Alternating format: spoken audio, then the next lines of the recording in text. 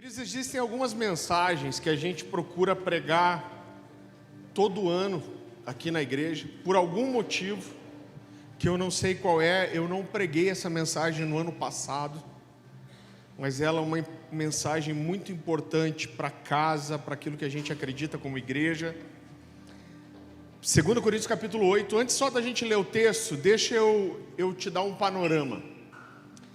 A igreja de Jerusalém passava por uma necessidade financeira aqui, e Paulo que estabeleceu a maioria das igrejas fora ali da região de Jerusalém, ele e seus discípulos que levantaram pastores nessas cidades, nesses lugares, e Paulo reúne a igreja para levantar uma oferta específica para os irmãos em Jerusalém.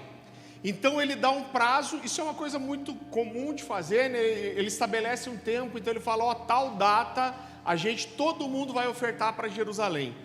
E ele começa a anunciar para essas cidades e falarem, pessoal, eu quero que todo mundo ajude até tal data.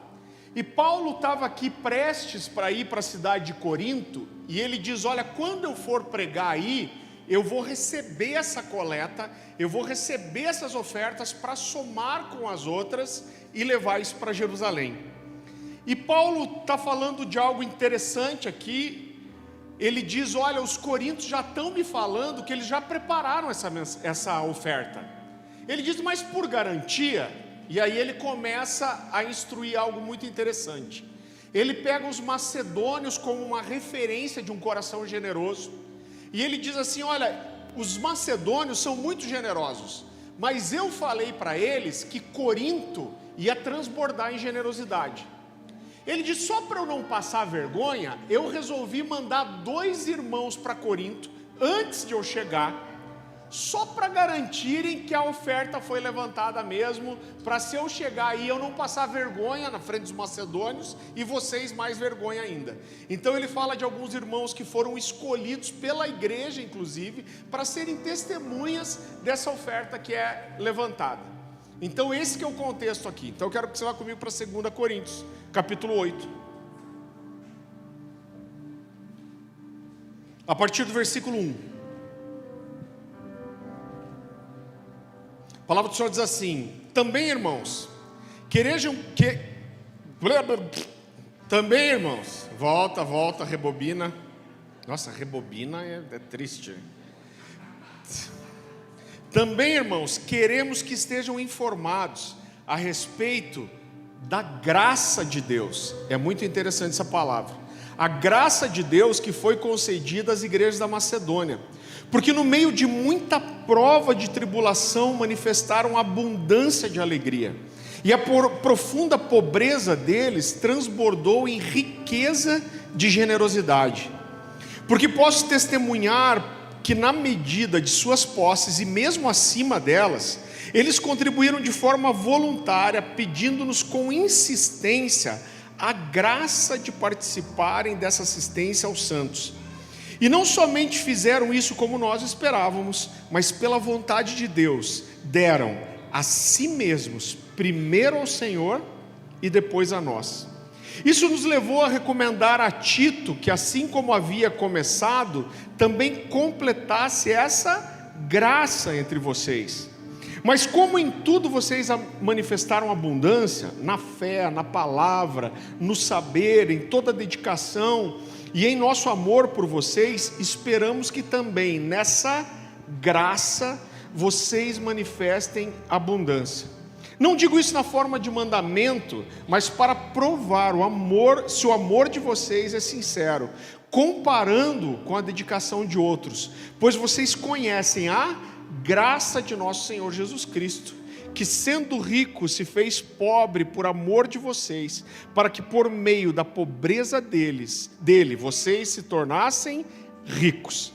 Então, querido, Paulo nesse texto, como a gente já observou no início aqui, está falando sobre contribuição, ele está falando de oferta, e ele se refere, só nesse texto breve aqui, 5 vezes, a atitude de ofertar como sendo um ato de graça.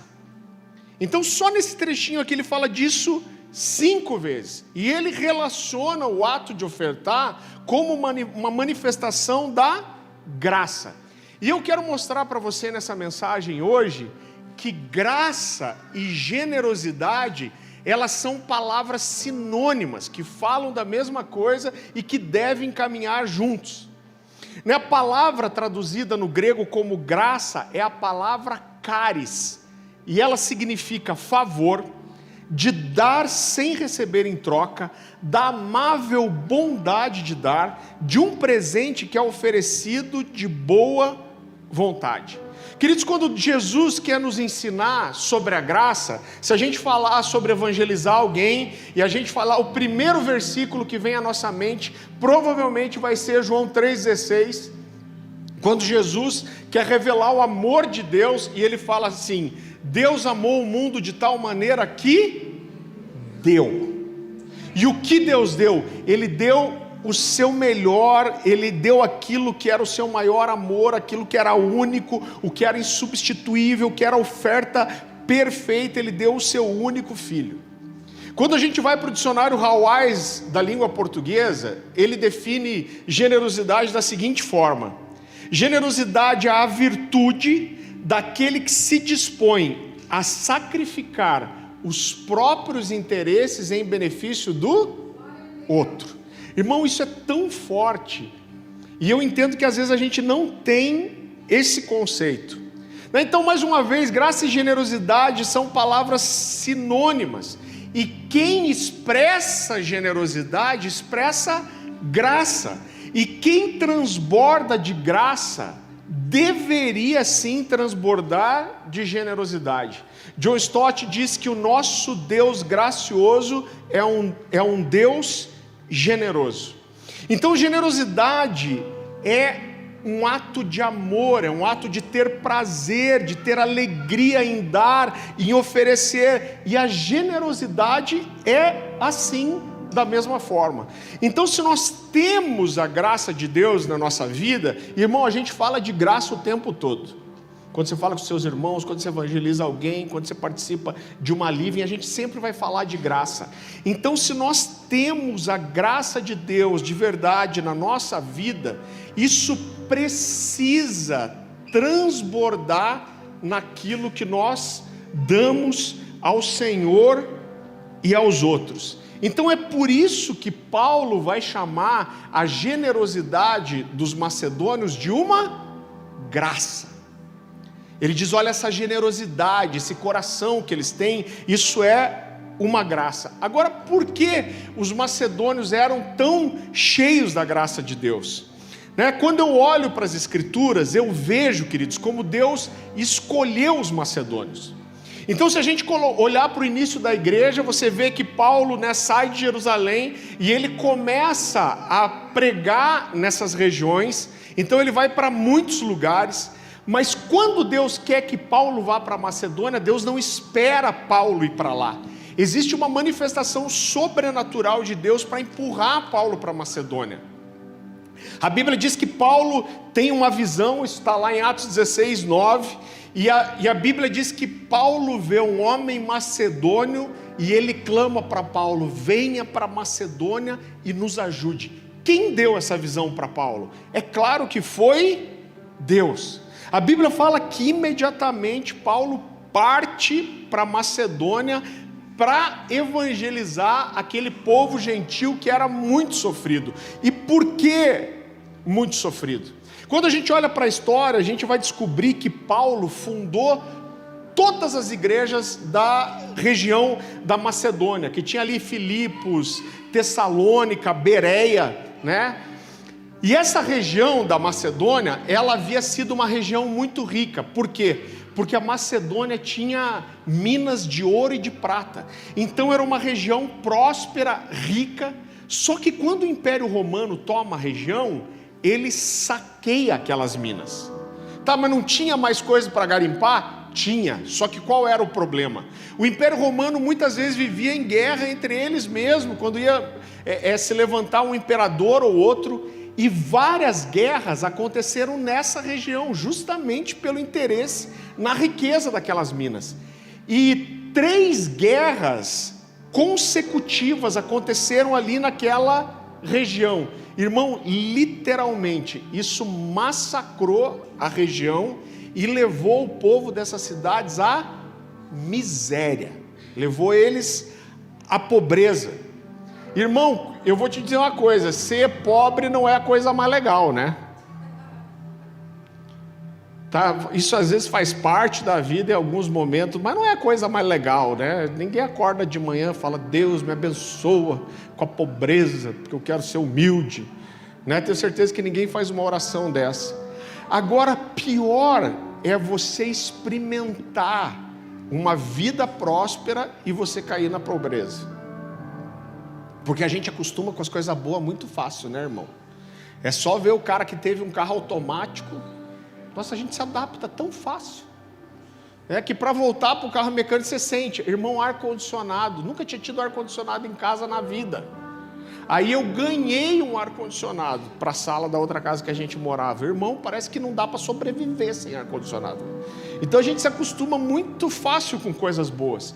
Então ser pobre já não é legal. Agora você ter uma condição e ser levado para a pobreza, isso é muito desafiador. E o que piorava a situação desses irmãos da Macedônia, irmão, isso é uma coisa que acontece muito fácil. A maioria das conversões eram das classes sociais mais baixas. Pastor, por que isso acontece? Irmão, eu acredito que para você se converter, você precisa estar numa situação que você entende que você não sustenta você mesmo e que você precisa de Deus. E às vezes os necessitados encontram esse coração mais rápido. Agora, essa era a situação da Macedônia, e eu quero mostrar para você que Paulo ele estava sempre comparando aqui os coríntios com os macedônios. E por que essa comparação é importante? Porque existe um grande contraste aqui. Corinto já era uma cidade rica. Por quê? Porque Corinto era a principal cidade portuária da região. Então Corinto era o caminho de quem ia do oeste para o leste, na região do Império Romano. Então ela virou uma cidade de porto e ela era rica. E não só isso, mas com o crescimento do Império Romano, essa cidade ela enriquecia cada vez mais. Então a cidade de Corinto era rica e a igreja de Corinto era uma igreja próspera. Então, enquanto a Macedônia ficava cada vez mais pobre, Corinto ficava cada vez mais rica. Eu não sei se você sabe, mas a palavra Corinto significa saciado. E essa cidade buscou isso, por isso ela era tão forte também em ostentação, em prostituição, porque era uma cidade que mergulhou em prosperidade. E quando Paulo fala nesse texto, ele fala no momento, olha, vocês têm representado a abundância em muitas coisas. Por quê? Porque Corinto cresceu em várias coisas. Corinto, por exemplo, blá, blá, blá, blá. Não sei porque eu fiz isso.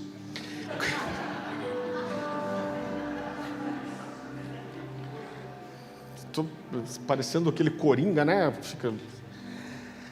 Então, Corinto tinha crescido em muitas coisas. Numa coisa que Corinto tinha crescido muito, por exemplo, era nos dons espirituais. Esses caras fluíam nos dons, nas línguas, na interpretação, tanto que quando a doutrina básica da igreja sobre se movimentar nos dons espirituais, está nas cartas de Paulo aos Coríntios.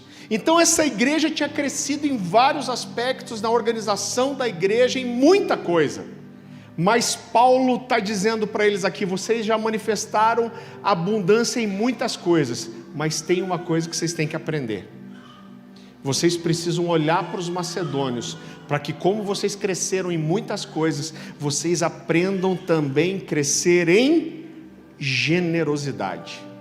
E Paulo começa a construir aqui o que eu chamo de uma doutrina sobre contribuição e generosidade. Paulo começa a falar dos princípios e verdades que estão atrás do ato de dar. E existe, querido, uma realidade sobrenatural na semeadura, e eu quero te mostrar isso. Então eu quero que você volte lá comigo, 2 Coríntios.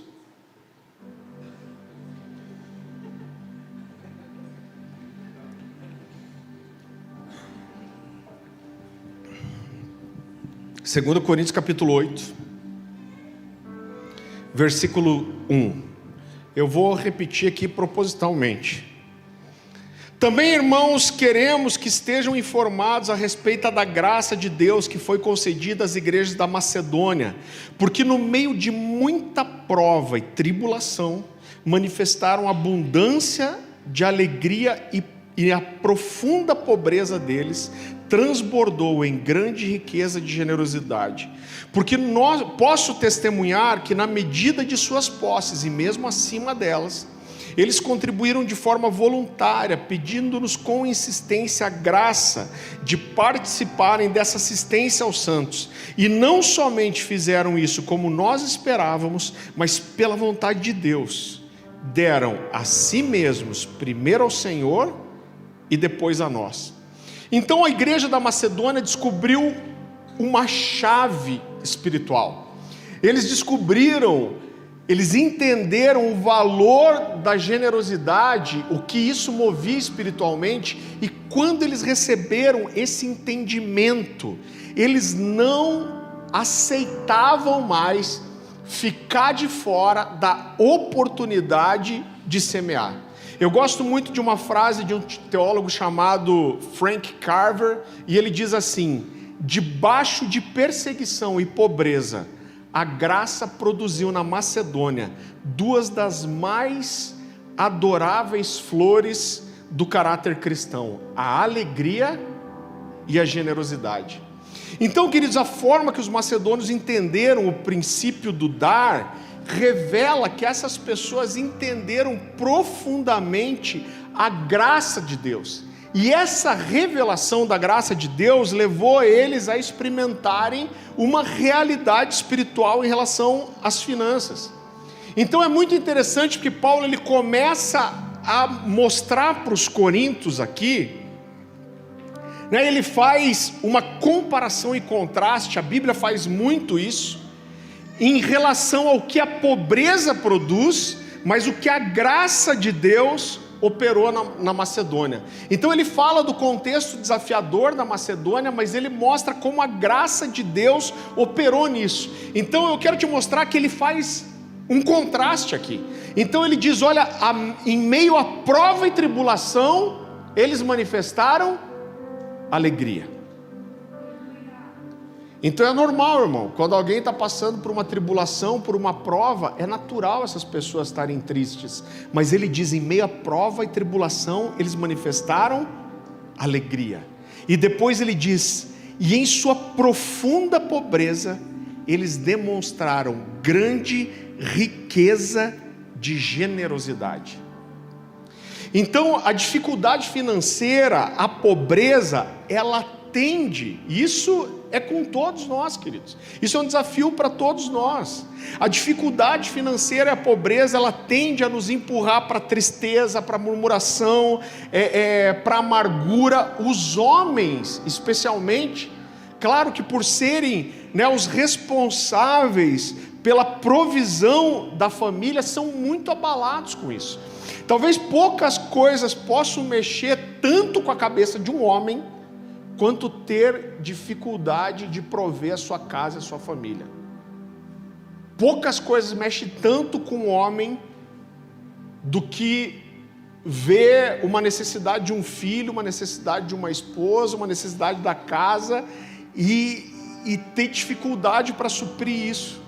E a dificuldade financeira, ela tende a nos deixar encolhidos, pensando só em nós mesmos, retendo tudo que nós podemos.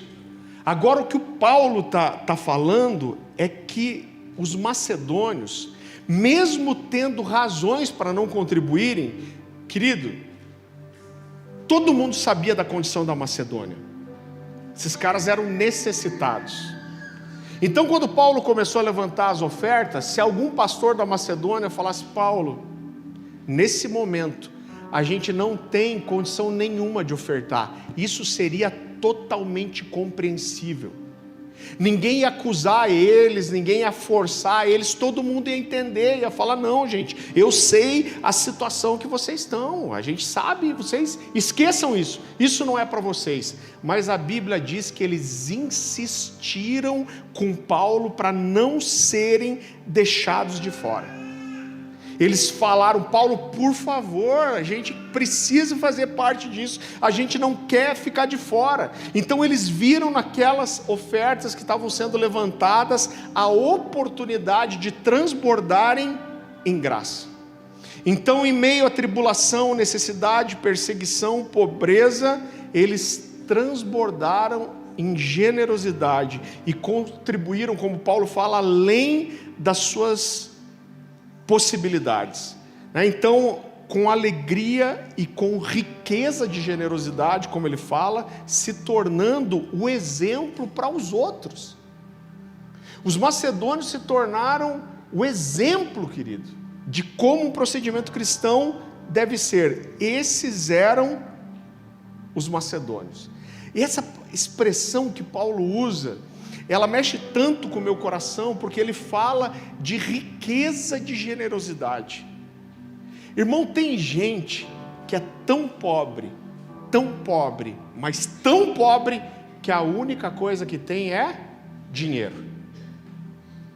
E o que Paulo está mostrando aqui é que a generosidade, ela vai muito além, querido, daquilo que eu tenho ou não. Mas esses macedônios, em meio à pobreza, eles se tornaram ricos em graça, se tornaram ricos em generosidade, se tornaram ricos em revelação e se tornaram ricos em amor pela igreja. É claro que o que eles receberam foi uma revelação de Deus. Eles não eram bonzinhos, eles não eram só culturalmente generosos. Esses homens receberam uma revelação, a revelação de que a graça e a generosidade, elas andam juntas. Então eles falaram: olha, Paulo, nós não podemos deixar de participar. Nós podemos ter falta de muitas coisas, nós podemos ter necessidade de muitas coisas, nós podemos estar passando por diversas privações, mas você não vai nos privar da oportunidade de participar daquilo que Deus está fazendo nesses dias. Querido, eu como pastor, eu já recebi ofertas de pessoas que foram tocadas pelo meu ministério, que transbordaram em generosidade em meio à privação e à pobreza. Eu já recebi ofertas de pessoas que eu olhei e falei: não, você não. Eu lembro de uma oferta específica, era de uma outra igreja, uma mãe de 2 filhos que estavam quase entrando na adolescência, que o marido pirou, abandonou a família. Então era alguém que na verdade estava precisando de ajuda, e essa pessoa veio com um cheque para mim e falou: Deus me mandou participar do que Deus está fazendo na sua vida, eu quero te dar uma oferta. Isso faz mais de 10 anos, eu acho. Era uma oferta de R$1.000. Irmão, na hora eu fiquei mal. O meu coração era dizer: olha, não, você não, eu não posso receber isso de você, eu não quero receber isso de você, sou eu que precisava estar ofertando a sua vida. Agora, apesar de ser muito difícil para mim, querido, eu entendo que eu não tinha o direito de tirar dessas pessoas a oportunidade delas transbordarem em graça. É claro que, por outro lado, já em momentos em que eu estava com uma condição financeira bem desafiadora, eu ofertei também. Eu lembro de uma vez que eu estava ministrando e eu saí de casa para viajar. Irmão, não sei se você sabe isso, mas há quase 15 anos, eu não estou dizendo, a igreja cuida de mim, a igreja me dá um bom salário, mas eu tenho 3 filhos pequenos, e o padrão de vida que eu levo, além de ser muito milagre de Deus, há mais de 15 anos, eu quase dobro meu salário da igreja, viajando, ministrando e vendendo material. Isso faz parte já da minha estrutura de vida. E eu lembro que era um momento bem difícil assim, que eu estava com necessidade financeira, e eu fui ministrar num lugar que era um lugar bacana, e eles chamaram um missionário no meio do culto primeiro para falar de missões. Irmão, eu ministrei naquela noite e quando esse missionário estava falando, Deus falou para mim assim: tudo que você receber nessa noite é dele. E Deus sabe como que faz. O envelope estava bem gordo, irmão. Eu nem abri o envelope para ver quanto que era, para não sofrer.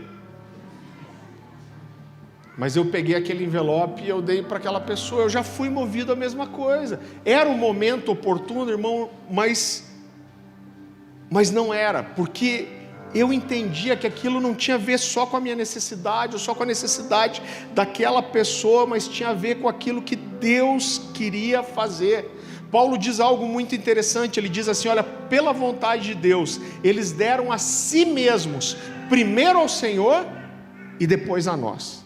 Então essas pessoas que me ofertaram, elas viram uma necessidade, uma palavra de Deus, mas em primeiro lugar, elas não ofertaram para mim.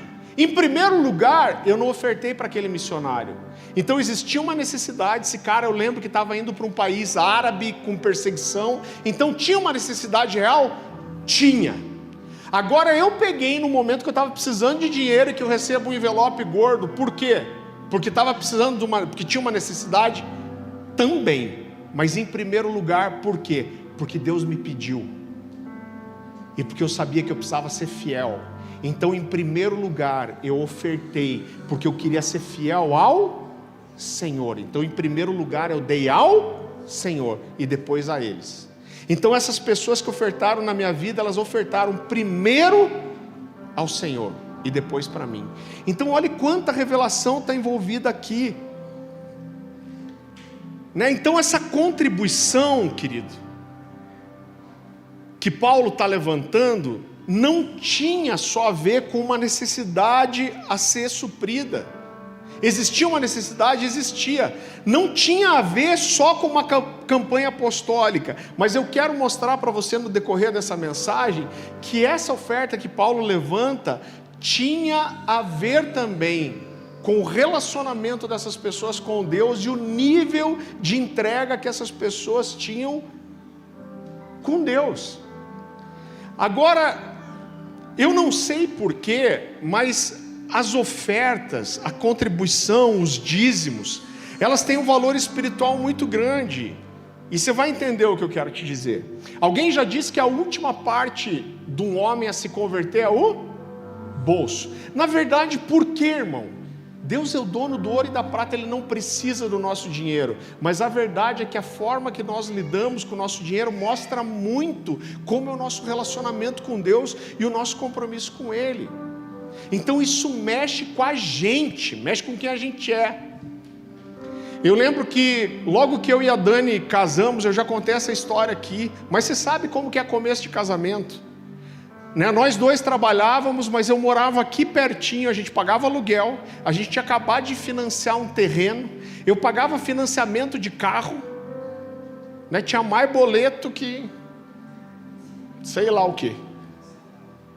E eu lembro que um dia eu estava dirigindo o meu carro no trabalho, eu lembro até onde eu estava, e Deus me falou assim: queridos, meu pai tinha tido câncer 3 vezes já. Então ele teve, aí curou, ficou 2 anos bem, aí curou de volta, aí depois apareceu pela 3ª vez um foco. Todas as vezes o tratamento foi tranquilo, o câncer desapareceu rápido, mas ele estava pela 3ª vez tratando o câncer. A gente tinha acabado de casar.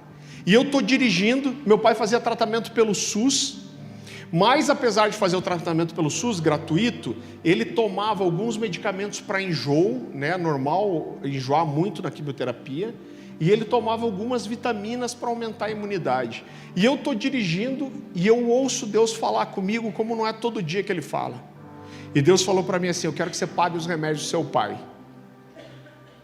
E eu lembro que eu falei: Deus, eu não sei se o Senhor está lembrando, mas eu acabei de casar. Eu tenho aquele boleto do terreno, tenho aquele boleto do aluguel, tenho aquele boleto do carro. Eu falei: Deus, não é o melhor momento para isso. E eu falei: Deus, meu pai não está precisando, meu pai tem 2 aposentadorias. Irmão, eu lembro que Deus falou para mim de forma muito clara. Deus falou assim: não é seu pai que eu quero abençoar, é você. E aquilo me deixou em crise. Por quê? Eu cheguei em casa, a gente morava bem pertinho aqui. Eu cheguei em casa e eu falei: Dani, estou mal. Ela falou: por quê?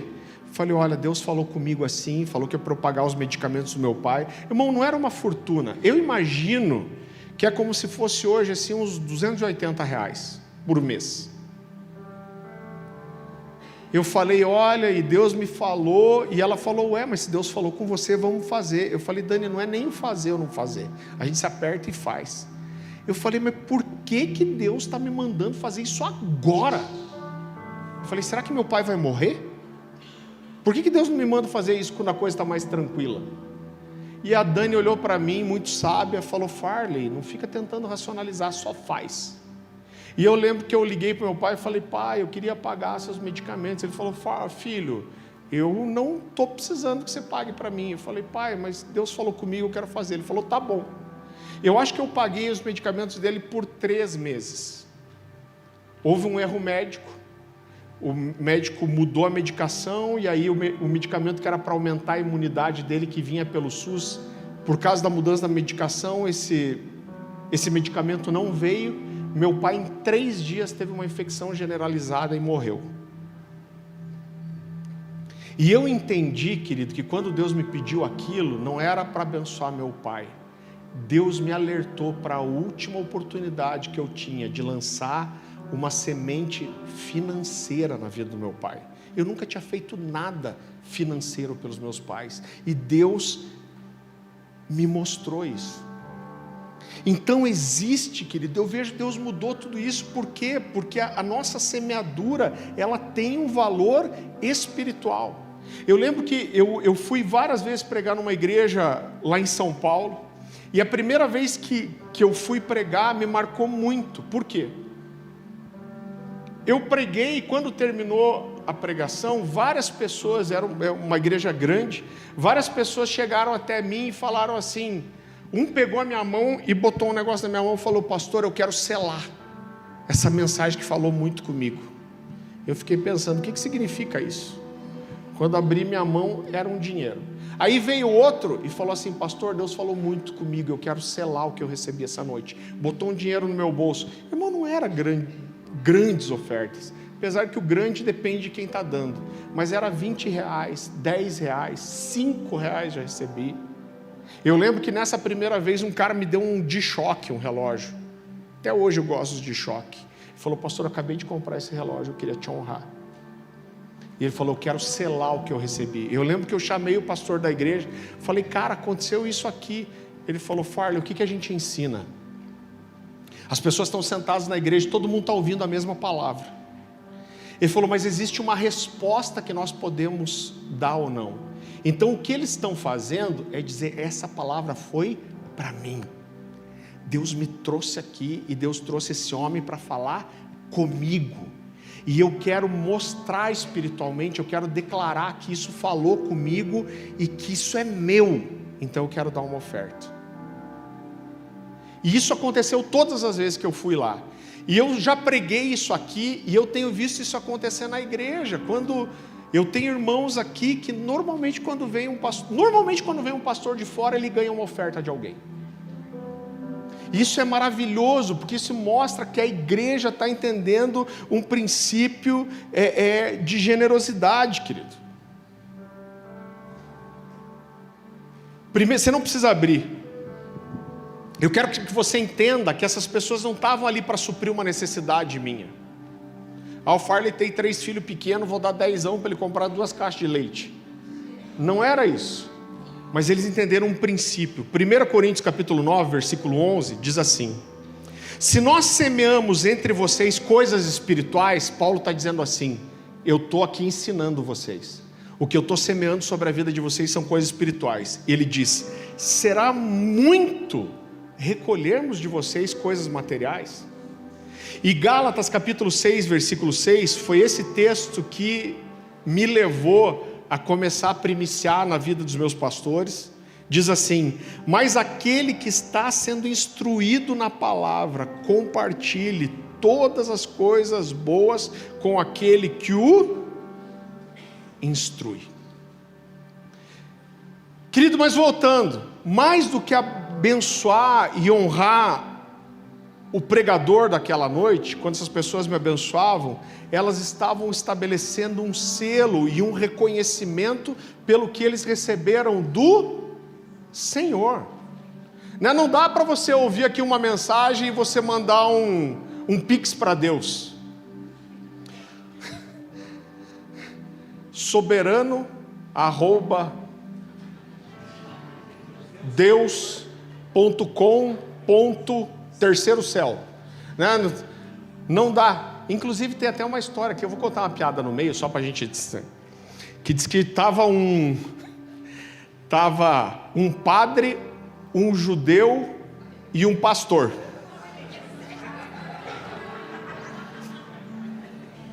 E aí os três estavam conversando e falaram assim: não, quando você levanta aí na sua igreja, na sua comunidade, na sua sinagoga, as ofertas, como vocês fazem para separar o que é de Deus e o que é seu?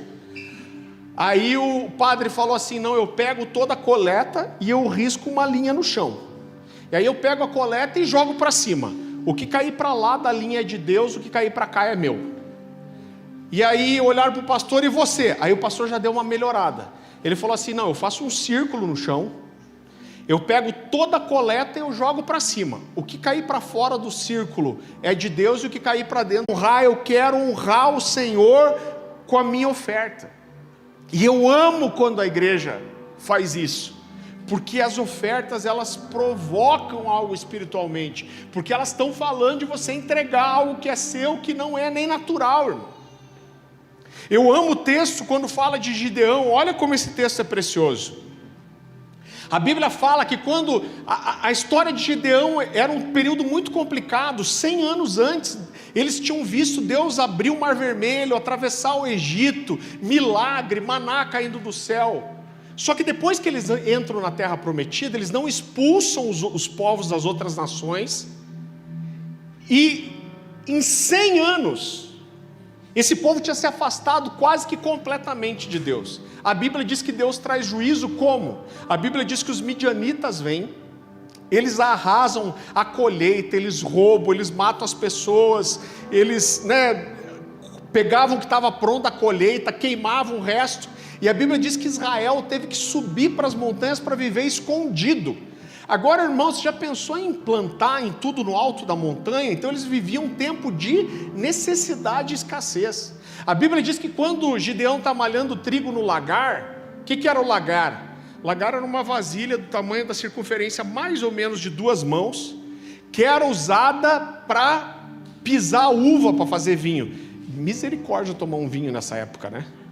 Imagina, não tinha, como que chama aquela mulher que cuida do pé? Não tinha podóloga, não tinha desodorante de pé, os caras andavam de sandália no deserto, e daí o cara esmagava a uva pisando. Deveria ser uma maravilha, certo? É por isso que até hoje os caras tomam vinho e comem queijo.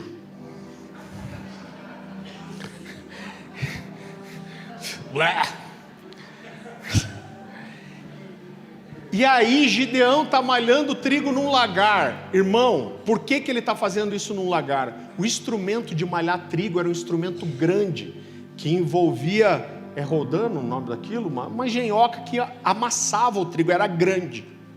Então quando a Bíblia fala para mim que Gideão estava malhando no trigo num lagar, num campo aberto, para mim parece óbvio, apesar de eu não poder provar isso, que até para moer um pouco de trigo, Gideão fazia isso de um jeito que ele pudesse olhar se o inimigo não estava chegando, porque se o inimigo chegasse, ele conseguia juntar aquele pouco de comida e fugir. Você consegue entender o nível de necessidade, privação, pobreza? Só que a Bíblia diz que o anjo do Senhor aparece para Gideão, e esse texto mexe comigo, a sinceridade de Gideão, porque Gideão não cai no chão: estou vendo o Senhor, aleluia, louvado seja o Senhor. Mas quando o anjo do Senhor chega para ele, já chega dizendo: o Senhor é contigo, poderoso guerreiro. Ele não adora. O que ele faz? A primeira coisa que ele diz é: o Senhor nos abandonou. Ele fala assim: o que é feito das maravilhas que os nossos pais nos contavam. Ele diz assim: se o Senhor é conosco, o Senhor está dizendo que é comigo, então por que eu estou sendo entregue nas mãos dos meus inimigos? Ele está dizendo: olha a minha situação aqui. Ele está dizendo: olha a minha condição. E o anjo do Senhor fala para ele: não, eu vou te levantar, você vai ser um libertador. Ele fala: não, eu não sou isso aí, eu sou da menor família, e dentro da menor família eu sou o menor de todos, eu não sou essa pessoa. Mas o anjo do Senhor insiste com ele, e Gideão está dizendo: não, não, não, não. Mas chega uma hora que Gideão fala assim: se é o Senhor mesmo, ele não tinha certeza.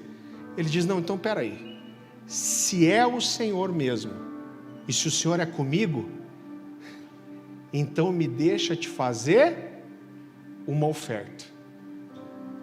No meio da necessidade, da provação, o jeito dele provar a Deus não foi: se é o Senhor mesmo, me dá, faz aparecer um campo aqui cheio de cereais, me dá alguma coisa. Ele falou: não, se é o Senhor mesmo, me deixa eu te dar alguma coisa.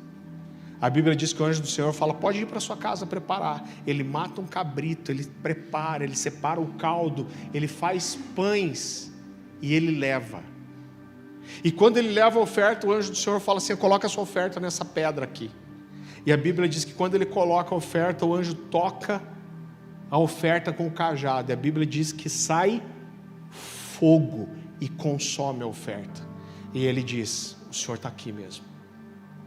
Então eu vejo, querido, que às vezes a gente precisa provocar o céu para algumas coisas. E como que você provoca? Você provoca muitas vezes entregando aquilo que é difícil para você. Então, numa situação de provação e de necessidade, Deus falou: se é o Senhor, me deixa te fazer uma oferta. E o resultado disso é que o fogo desce. Agora, a verdade é que se nós não deixamos Deus tocar na nossa finança, muitas vezes, querido, a gente é bom em um monte de coisa. Era o caso dos coríntios. Nós profetizamos, nós movemos os dons, nós evangelizamos as pessoas, nós fazemos discipulado, a gente é bom em um monte de coisa, mas quando chega no nosso bolso a gente não deixa Deus mexer. E deixa eu falar uma coisa para você que eu tenho certeza: se nós não deixamos Deus tocar no nosso bolso como Ele quer, eu garanto para você que tem várias outras áreas da sua vida que você não deixa Deus tocar também. Porque a verdade é que a forma que nós contribuímos mostra muito como é o nosso coração. Existe um valor espiritual na generosidade. Eu creio de todo o meu coração no que eu vou te falar, eu posso embasar isso biblicamente. Existem coisas que só são destravadas na nossa vida quando nós entendemos e correspondemos ao princípio de dar, ao princípio de generosidade. Eu lembro que uma vez a gente fez um evento, na outra igreja que a gente era um evento grande, e eu fui levantar uma oferta um dia, e Deus me deu uma palavra muito específica. Ele falou: você vai levantar a oferta, mas você vai falar para as pessoas ofertarem uma na vida das outras. Eu quero trazer um ambiente de favor e de generosidade aqui. E quando eu falei isso, irmão, eu tinha ganho um relógio Michael Kors. Na época eu nem sabia o que era Michael Kors, depois que eu descobri que era chique. Porque às vezes a gente ganha um presente e você vai ver se é legal.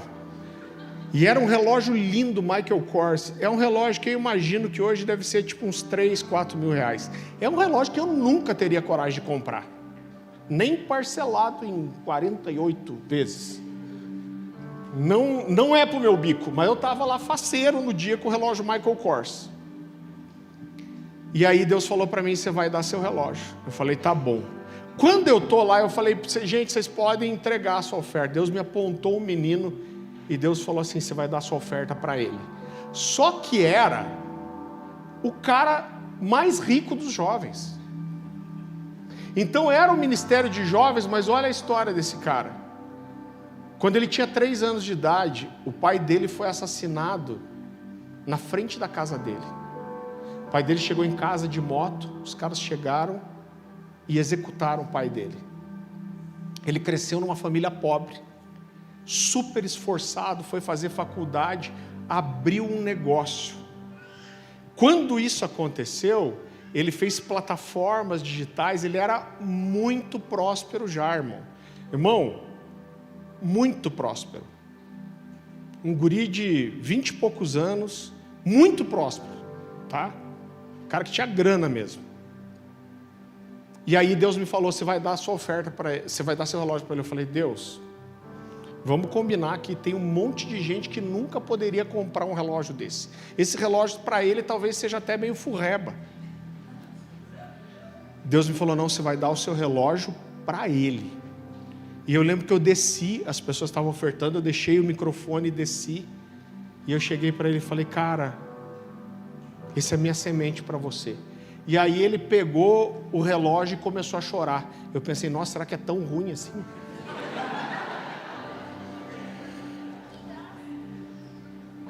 Ele pegou o relógio e ele começou a chorar. E aí ele olhou para mim e falou assim, Farley, ele falou, meu pai me amava, eu não tenho problema de paternidade, de achar que meu pai não me amava. Ele falou, eu cresci ouvindo minha mãe e minhas tias falarem do amor que meu pai tinha por mim. Mas depois que eu me converti há anos, eu falo para Deus que eu sinto uma coisa só. Meu pai não me deu nenhum presente que eu pudesse ter guardado e falar, isso aqui eu ganhei do meu pai. E há anos eu falo para Deus, Deus, eu queria um presente do meu pai. E ele olhou assim e falou, você é meu pai espiritual aqui. E quando você me deu o relógio, Deus falou para mim, está aí a lembrança do seu pai. Então olhe, querido, que Deus moveu por você ter um coração sensível, por entender um momento de generosidade. Então ofertar não é apenas uma necessidade administrativa, mas ela é uma chave espiritual. Eu já contei, acho que essa história aqui várias vezes, mas eu me lembro uma vez que eu fui ministrar num lugar e eu estava passando por uma cidade, e você faz isso. Você vai numa cidade, alguém te chama, tem um outro amigo na cidade, você fala, cara, eu vou estar aí. E esse amigo fala, cara, você está aqui, vem pregar na minha igreja. E foi uma situação assim, e quando eu fui pregar lá, esse pastor falou, Farley, foi em cima da hora, eu não consegui nem falar com a tesouraria, então eu não separei uma oferta para você, mas eu não quero te dar depois também. Ele falou, então nós vamos fazer o seguinte, eu vou levantar uma oferta no culto aqui, o que eu levantar eu vou te ofertar. Falei, cara, não esquenta com isso, tá? Tudo bem. Passou o período de louvor, chegou na oferta. Quando chegou na hora da oferta, eu fui ofertar e eu me senti falso. Eu falei, mas eu vou ofertar para a oferta que vai vir para mim mesmo, então eu vou ofertar super bem para mim. Vou ser super generoso comigo mesmo. Era meio esquisito aquilo, e eu falei assim, vai até ficar esquisito ofertar. Ele falou que a oferta é para mim, eu vou sair e ofertar. Falei, eu não vou ofertar. Cara, eu ouvi Deus falar comigo. Irmão, não é sempre que Deus fala com tanta clareza. Deus falou para mim assim, não tem a ver com você, não tem a ver com o propósito, não tem a ver com a oferta, com para onde a oferta vai. O que tem a ver é se você entende que no culto que você está prestando para mim, você quer me entregar alguma coisa ou não. E querido, a partir daquele dia eu tomei uma decisão de nunca mais cultuar sem ofertar. Às vezes eu vou em eventos, e é comum, às vezes cobra inscrição de evento, às vezes evento caro, e aí o pessoal não tira oferta. Sabe o que eu faço? Eu saco o meu celular, depois do louvor eu faço uma oferta. Por quê? Porque no meu culto, não tem a ver com evento, se teve inscrição, se fizeram oferta, se não fizeram, mas no culto que eu presto para o Senhor. E quando eu saio de um lugar, eu estou com irmãos, eu estou cultuando, eu estou prestando o meu culto. Então no meu culto, eu quero entregar alguma coisa para Deus. Isso é uma chave que jamais saiu do meu coração. Quando a gente saiu da comunidade Alcance, a gente era um grupo ali de 45 pessoas que foi abençoado pelo pastor Luciano, e a gente foi ter o nosso primeiro culto, que era um culto fechado ainda, dia 4 de outubro de 2020. Isso, né? 2020. E eu falei, Deus, irmão, o maior exemplo de generosidade que eu tenho na vida é o pastor Luciano Subirá. Esse cara mudou minha vida nesse sentido. E a gente não tinha nada. Eu lembro que os irmãos levaram cadeira, o Diego levou cadeira, banqueta, porque a gente fez numa sala na empresa do meu sogro, a gente não tinha onde sentar. Ele emprestou um som, irmão, a gente não tinha nada. A gente tinha um púlpito, acho que o púlpito tinha, né? Porque nós isso é chique, o púlpito nós tinha para que inclusive era esse aqui mesmo. E logo depois disso, uma família da igreja ofertou, acho que 45, 50 cadeiras, que é o que cabia no lugar. Mas eu tomei uma decisão com a Dani e com as pessoas que eram a base da igreja. Eu falei, a gente vai levantar a primeira oferta da Cornerstone. E estava todo mundo louco para ofertar e dizimar. Por quê? Porque a gente estava na comunidade Alcance até o dia 1º de outubro. Eu falei, gente, ninguém retém nada, vamos ser fiel lá até o último dia. Então, quando a gente fez o primeiro culto, estava todo mundo louco para dizimar e ofertar na igreja que estava nascendo. E aí eu lembro que eu falei, gente, nós vamos fazer uma coisa aqui. Tudo que entrar hoje, a gente vai dizimar, a gente vai ofertar na vida de outra igreja. Vai ser a nossa primícia. Eu tinha um valor no coração, se eu não me engano era R$4.000, e eu falei, então se você trouxe seu dízimo, alguma coisa, não seja sem vergonha e deixa para ofertar semana que vem. Você entrega hoje, tudo que você quer para você entregar hoje, você entrega hoje. E se eu não me engano, eu tinha um valor no coração, eu falei, eu tenho um valor no coração, se não chegar nisso, a gente vai completar com o que a gente tem em caixa, que algumas pessoas que não eram ali, não no movimento de culto, tinham mandado algumas ofertas. E se eu não me engano, entrou R$4.500. E a gente ofertou para uma igreja, inclusive aqui perto, que tinha acabado de mudar de templo. Queridos, isso fala, existia uma necessidade lá? Existia. Mas nós queríamos que a primeira parte, a primeira coleta, a primícia fosse para Deus. A gente precisava de um monte de coisa, mas em meio à nossa necessidade, nós transbordamos em generosidade para outra igreja. E a gente tem se movido assim, querido, em várias coisas. Logo que a gente começou a igreja, a gente chamou o pastor Haroldo, não é o Haroldo Walker, é um outro pastor aqui da cidade, que é um pastor que eu e a Dani a gente conhece há muitos anos. E esse cara ensina de escatologia, assim, ele é muito bom. E a gente queria começar a colocar uns vídeos, né, no canal da igreja, e a gente chamou o pastor Haroldo. Eu peguei a equipe da Orvalho.com, que faz todos os vídeos do pastor Luciano, a gente contratou a equipe, e a gente gravou algumas horas de aula com ele, para lançar um curso de escatologia. E a gente falou, pastor, nós vamos fazer o seguinte, a gente vai gravar esse curso, eu vou publicar no canal da igreja e a gente vai disponibilizar esse curso para você, porque a gente queria também abençoar ele. Ele ensinava há muitos anos e nunca tinha conseguido gravar. Ele falou, Farley, eu nunca consegui, eu não tenho gente especializada. E a gente gravou. Quando foi para publicar, o pessoal aqui da igreja falou para mim, muito sabiamente, eles falaram, pastor, a gente está começando a igreja, a sua característica é um ensino da palavra, a gente sabe que essa é uma marca da igreja, vai ser uma marca da igreja, e aí a gente vai pôr um curso no canal da igreja que não é seu, antes de ter um material seu. Eu falei, puxa, faz sentido. Ele falou, vamos publicar uns cursos seus primeiro, pôr a sua cara, e depois a gente publica o curso do pastor Haroldo. Eu falei, tá bom. Irmão, mas eu voltei para casa e Deus falou comigo. Deus falou, não fica segurando, você não queria abençoar ele? Então não fica segurando o material dele só porque você não tem material. Aí o que eu fiz, querida? Eu comuniquei a liderança, eu liguei para o pastor Haroldo e falei, pastor, eu expliquei, não é que a gente não gosta do seu material, não é que o seu material não ficou incrível, mas a gente entende que é ruim publicar uma coisa sua antes de uma minha. Eu falei, mas a gente vai fazer o seguinte, nós vamos pagar a equipe da Orvalho para editar todo o seu material e a gente vai dar esse material para você de presente e você pode fazer o que você quiser. Você quer vender esse curso, publicar. Ele ficou super tocado, a gente contratou os melhores, a gente gastou uma grana com isso. Irmão, começando a igreja, a gente gastou uma grana e a gente mandou esse material, 2 meses depois estava pronto, até editar, colocar legenda. Irmão, na semana que a gente mandou o curso para ele, a gente recebeu uma oferta de exatamente 10 vezes o valor que a gente gastou para editar o curso dele. Irmão, eu quero ter um cuidado com você. Eu estou dizendo para você que toda vez que você ofertar, você vai ganhar 10 vezes mais. Não é isso. Pode acontecer?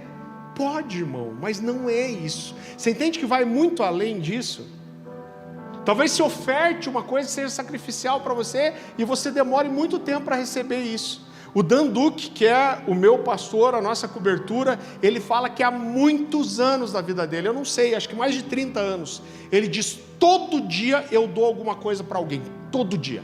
Eu não passo um dia sem lançar uma semente. Ele falou: por quê? Porque eu sabia que a semente ia demorar um tempo para frutificar, mas quando ela começou a frutificar, ela nunca mais parou, porque eu nunca mais parei de contribuir.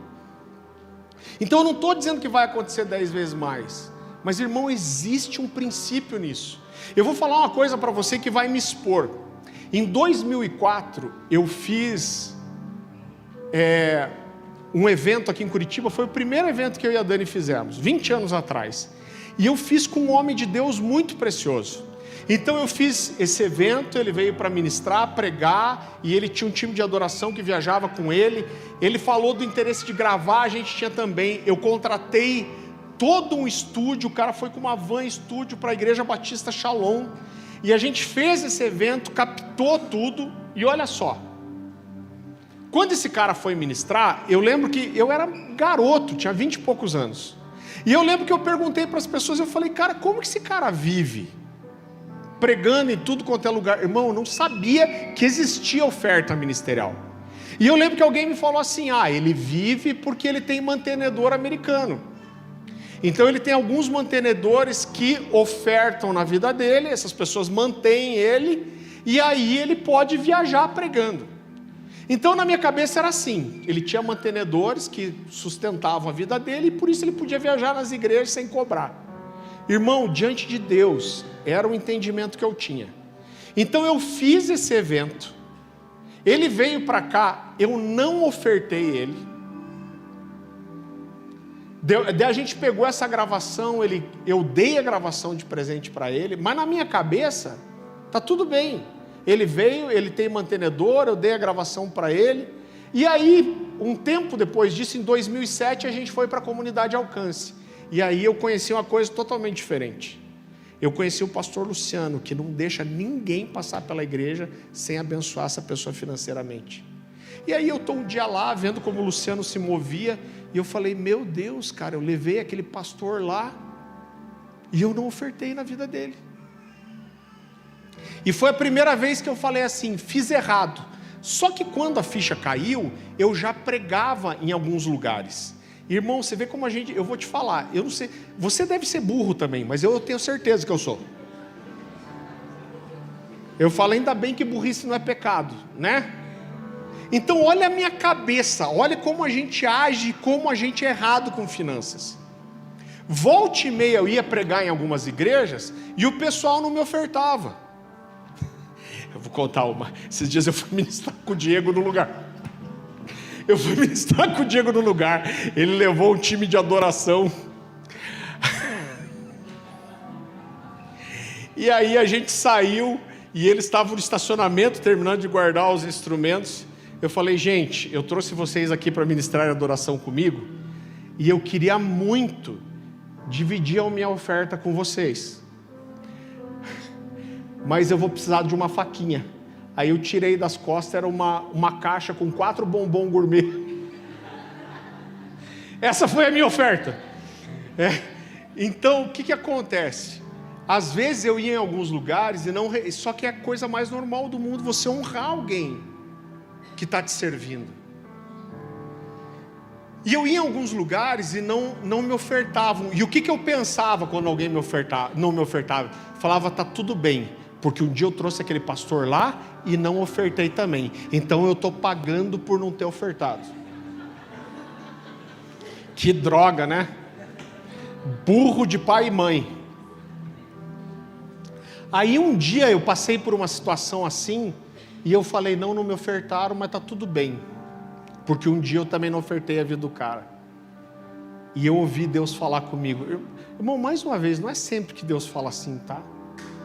Mas às vezes Deus fala de um jeito que eu sei que é Ele, que me dá temor.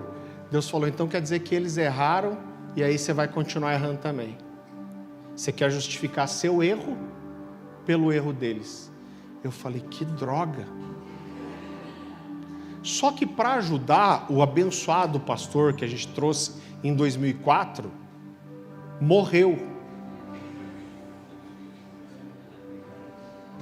E eu falei, agora o que eu vou fazer? Não era fazer uma oferta no centro espírita, né, irmão? Eu falei, o que eu vou fazer? Eu falei, cara, eu tenho que consertar isso. Irmão, foram anos depois. Eu tenho vergonha de falar isso, foram anos.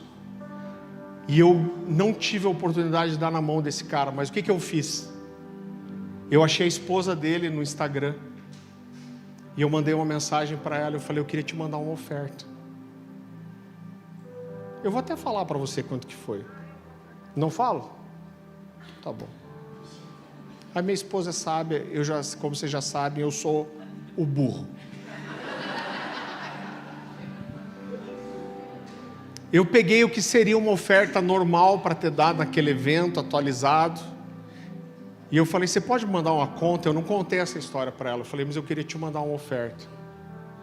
Irmão, eu mandei a oferta para ela e ela me respondeu, Farley, eu estou fazendo a rematrícula das crianças na escola e isso vai me ajudar muito. Irmão, só isso já era suficiente.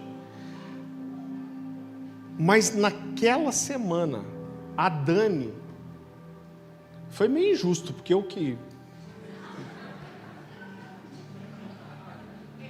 a Dani recebeu uma oferta exatamente 10 vezes a oferta que a gente deu.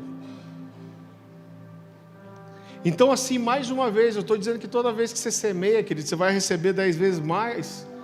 Irmão, tomara que seja, mas não é sobre isso.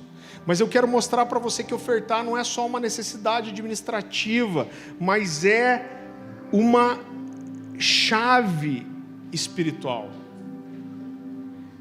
Queridos, se a graça de Deus nos alcança de verdade, isso precisa transbordar em generosidade.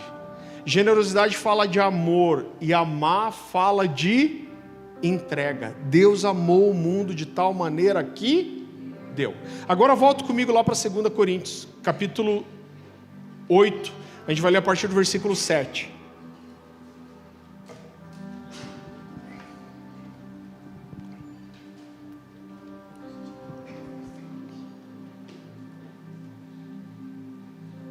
A palavra do Senhor diz assim: mas como em tudo vocês manifestaram abundância, na fé, na palavra, no saber, em toda a dedicação e em nosso amor por vocês, esperamos que também nessa graça vocês manifestem abundância.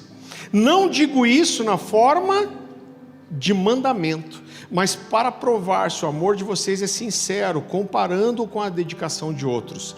Pois vocês reconhecem a graça de nosso Senhor Jesus Cristo, que sendo rico, se fez pobre por amor de vocês, para que por meio da pobreza dele, vocês se tornassem ricos. Então, mais uma vez, Paulo está falando aqui de quantas coisas os coríntios cresceram, e ele está dizendo, eu quero agora que vocês apresentem abundância em generosidade. E depois ele fala uma coisa muito importante, ele diz assim, eu não digo isso na forma de mandamento. Então ele está querendo dizer assim, não existe um mandamento para você dar essa oferta para Jerusalém. E aí ele diz, mas para provar se o amor de vocês é sincero, comparando com a dedicação de outros. Então o que Paulo está dizendo, isso não é um mandamento, mas na verdade isso é uma prova, porque a forma que vocês vão lidar com essa contribuição, com essa oferta, vai mostrar, vai provar para mim a sinceridade do amor de vocês. Ele está dizendo, a forma que vocês contribuem vai provar se o amor de vocês é realmente sincero. Hernandes Dias Lopes diz assim, geralmente os que mais contribuem não são os que mais têm, mas os que mais amam e os que mais confiam no Senhor. Então, querido, a forma que nós contribuímos mostra muito como é o nosso coração, qual é o nosso nível de fé, a confiança que nós temos e o quanto nós amamos.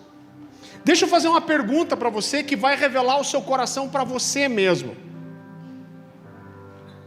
Quando foi a última vez que você semeou algo na vida de alguém e você precisou abrir mão de alguma coisa para isso? Sabe por quê? Porque às vezes nós somos generosos com aquilo que sobra. Mas a generosidade fala de priorizar o outro. Qual foi a última vez que você abençoou alguém? Eu não estou nem falando da igreja só.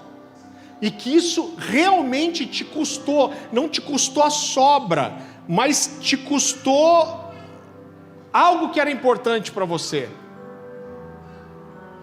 Eu lembro que uma vez, a gente já fez muita coisa aqui. E teve uma igreja de uns amigos que entraram lá e invadiram a igreja, roubaram um computador, quebraram um monte de coisa. E esse cara, esse pastor amigo colocou, né, fomos roubados, a gente precisa de contribuição. O Diego que viu, se eu não me engano, e mandou para a gente, falou, o pastor tal está pedindo ajuda. Vamos fazer alguma coisa? Irmão, era o primeiro ano da igreja. Era, acho que o primeiro ano, né?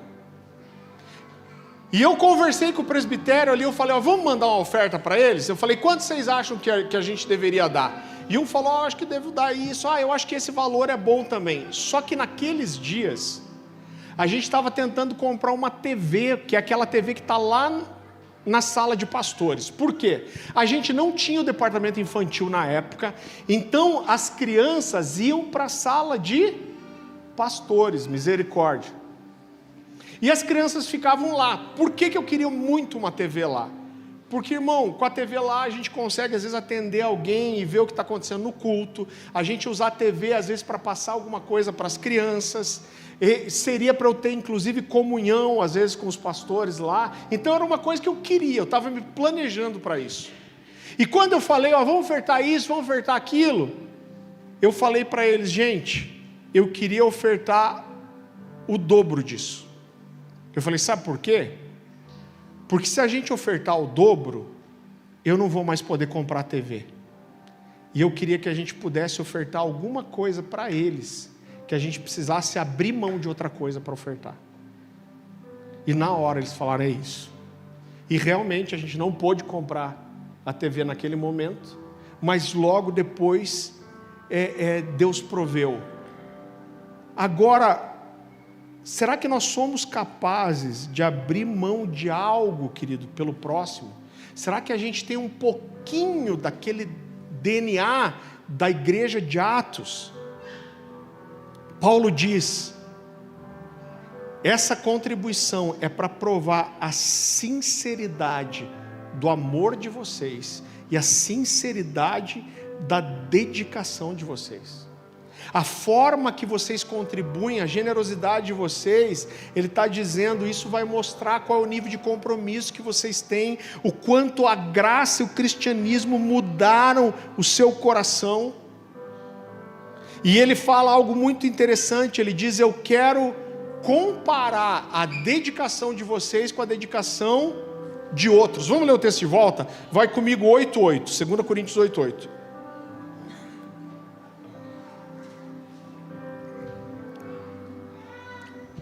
Ele diz assim, não digo isso na forma de mandamento, mas para provar se o amor de vocês é sincero, comparando com a dedicação de outros. Pois vocês conhecem a graça do nosso Senhor Jesus Cristo, que sendo rico, se fez pobre por amor de vocês, para que por meio da pobreza dele, vocês se tornassem ricos. Agora, eu quero mostrar uma coisa para você, apesar de Paulo falar várias vezes sobre dedicação e generosidade, contribuição, nenhuma vez ele fala dos valores. Ele fala do coração, da forma que os macedônios contribuíram, mas ele não fala nenhuma vez, olha, os macedônios contribuíram com tal valor, vocês têm que contribuir com mais. Por quê? Porque ninguém era obrigado a dar um valor específico, mas todos eles precisavam ser generosos. E Paulo continua, depois de falar dos macedônios, ele usa quem como referência? Ele usa a Cristo como referência. Então ele está dizendo, você quer entender o que é generosidade? Pois vocês conhecem a graça de nosso Senhor Jesus Cristo, que sendo rico, se fez pobre por amor de vocês, para que pela pobreza dele, vocês se tornassem ricos. Então o nosso nível de generosidade mostra o nível em que nós estamos comprometidos com o cristianismo. A minha generosidade fala da revelação que eu tenho não só de Cristo, mas a revelação que eu tenho da graça dele, o quanto eu deixo que essa revelação transforme o meu caráter e guie o meu procedimento. Agora, nem todo mundo precisa dar muito dinheiro. Talvez nem sempre você consiga dar uma grande contribuição, uma oferta especial. Agora, querido, olhando para a Bíblia, eu consigo falar isso sem medo nenhum para você, com toda a convicção. Todos nós temos a obrigação, sim, de sermos generosos. Ninguém pode dizer para você o quanto você precisa dar ou não, mas eu posso dizer para você, se a graça de Deus te tocou, se você foi transformado por essa revelação, por esse cristianismo, você precisa ser generoso. E ser generoso é uma coisa que está sempre no meu coração, querido. Seja quando eu dou uma oferta, quando eu dou uma esmola. Irmão, quantas vezes que eu estou passando assim por um catador de papel? Isso acontece toda vez que eu passo por um catador de papel, graças a Deus não. Mas às vezes eu estou passando por um catador de papel e Deus me fala assim, ó, para e dá R$50 para esse cara. Irmão, eu paro e dou, porque eu preciso que o Senhor tenha acesso ao meu coração e ao meu bolso, e eu estou sempre pensando se eu sou generoso. Quando eu dou um dinheiro para um cuidador de carro, uma gorjeta, num restaurante, eu estou sendo generoso. Eu não consigo pedir um Uber sem dar uma gorjeta. Por quê? Porque eu preciso ser generoso. Talvez o montante entregue pelos macedônios não era muito dinheiro, mas a generosidade foi grande. Então o que eu preciso entender aqui é o que é generosidade dentro da sua realidade, porque depende de cada um. Irmão, eu já recebi gente aqui que não tinha dinheiro para voltar embora depois de um culto.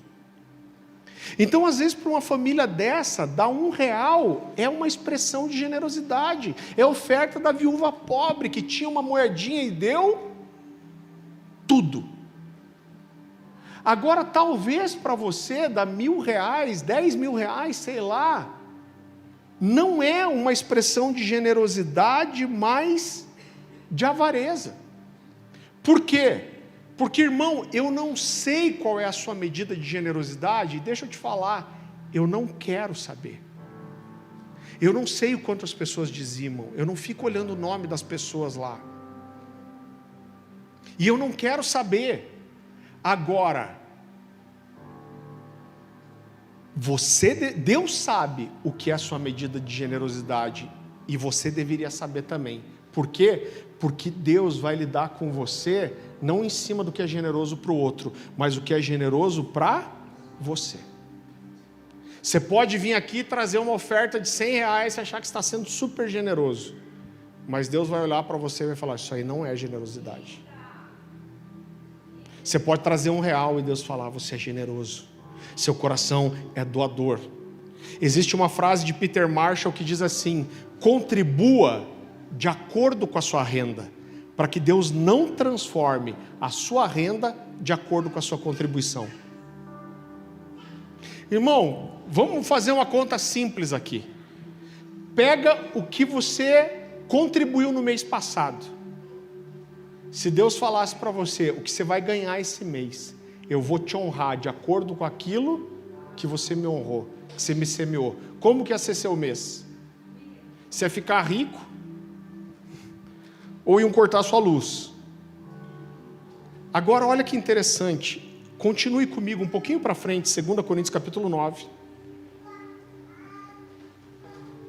Olhe como Paulo continua esse conceito. 2 Coríntios capítulo 9, versículo 1. Então ele diz assim: ora, quanto à assistência a favor dos santos, não é necessário que eu escreva a vocês, porque conheço a boa vontade de vocês, da qual me orgulho diante dos macedônios. Então os macedônios eram uma referência, mas ele está dizendo, não, os coríntios vão, pode deixar que eles vão ofertar bem também. Porque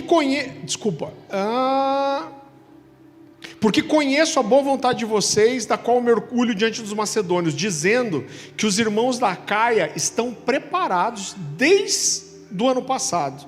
E o zelo de vocês tem estimulado muitos deles, mas enviei esses irmãos. Então ele está dizendo os irmãos que vão na frente dele para garantir a oferta, que eu falei lá no começo.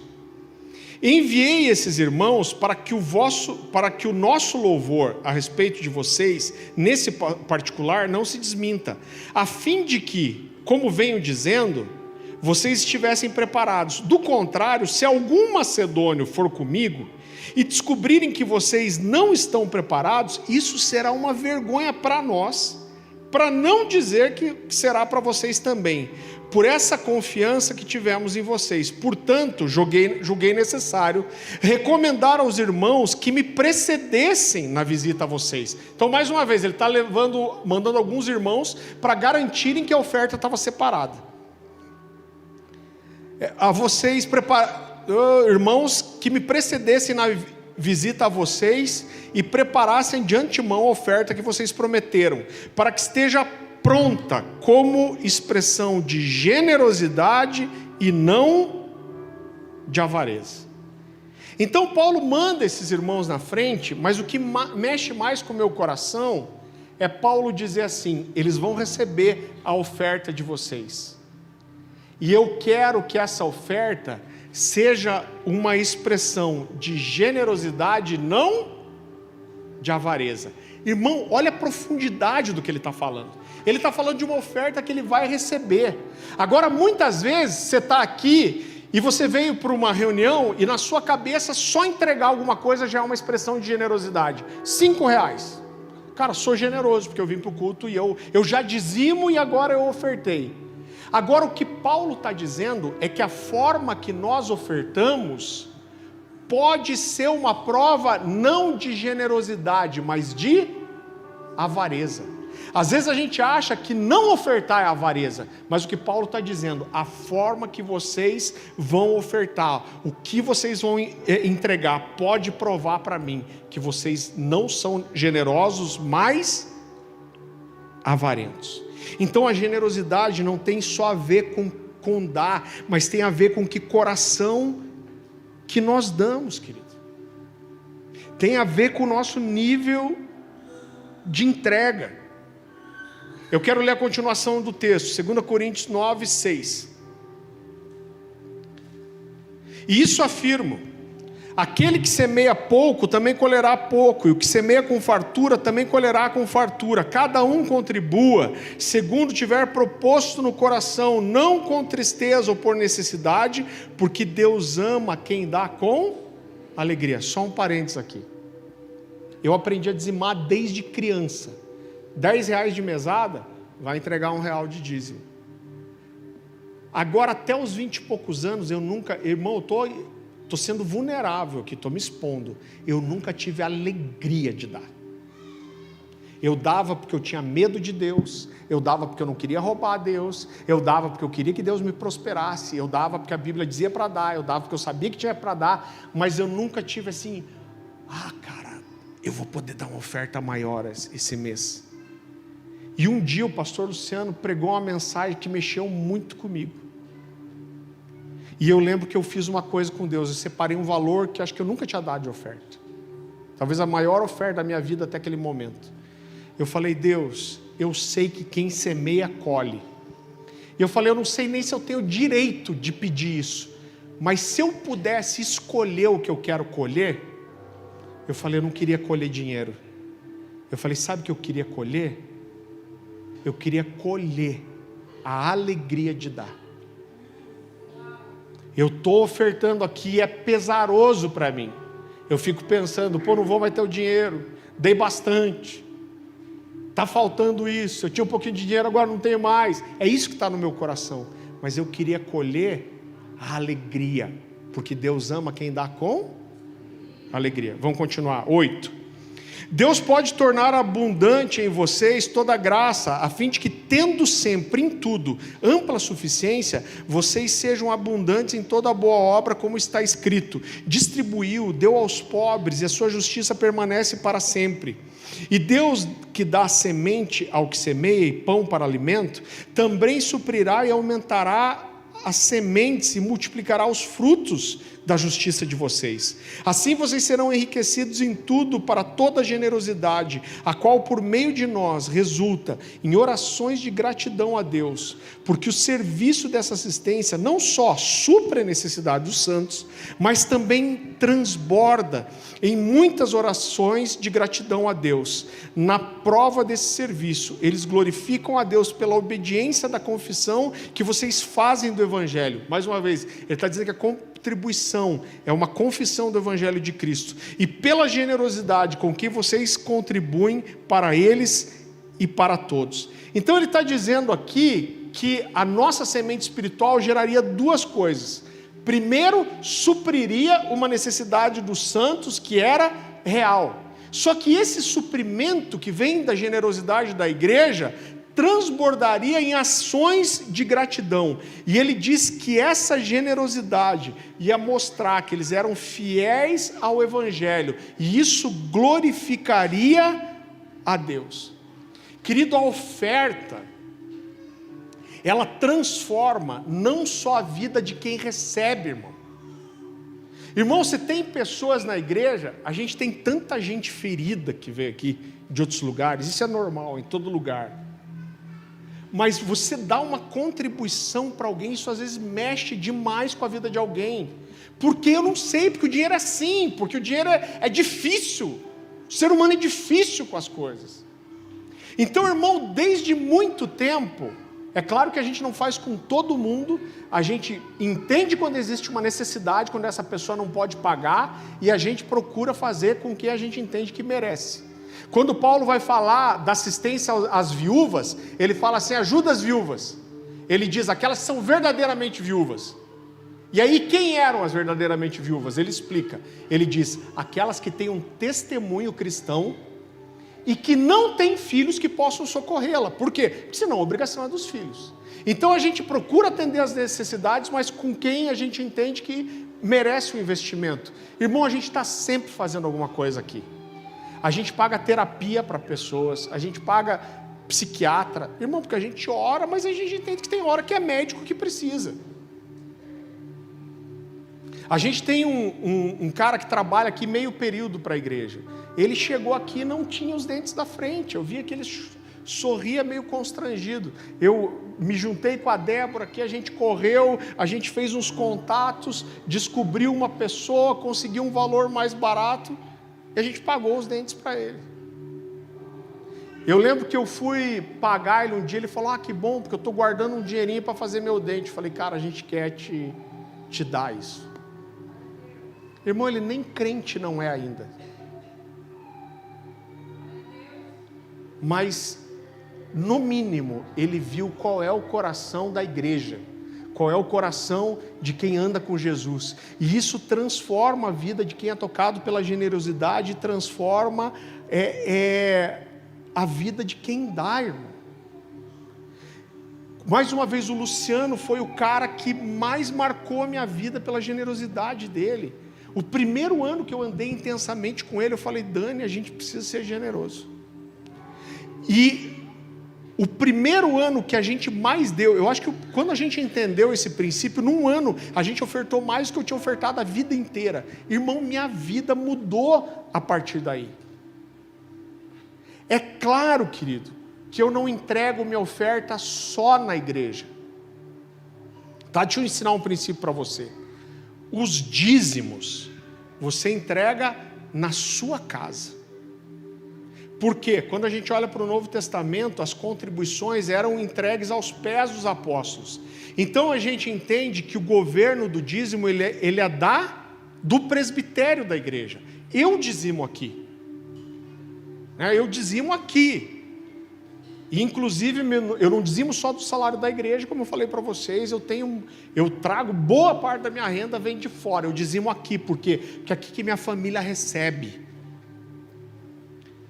Né? Então, eu entendo que o dízimo é da família. Então, você entenda esse princípio. Irmão, às vezes eu vejo gente, e até talvez tenha uma intenção pura por trás. Ô pastor, eu conheço um pastor amigo meu que está com uma dificuldade, está passando necessidade, então eu queria entregar meu dízimo para ele.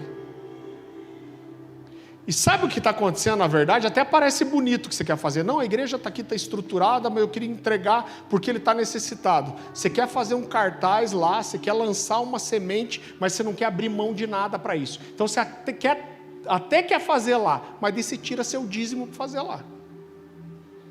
Irmão, eu quero que você entenda isso, que isso é imoral.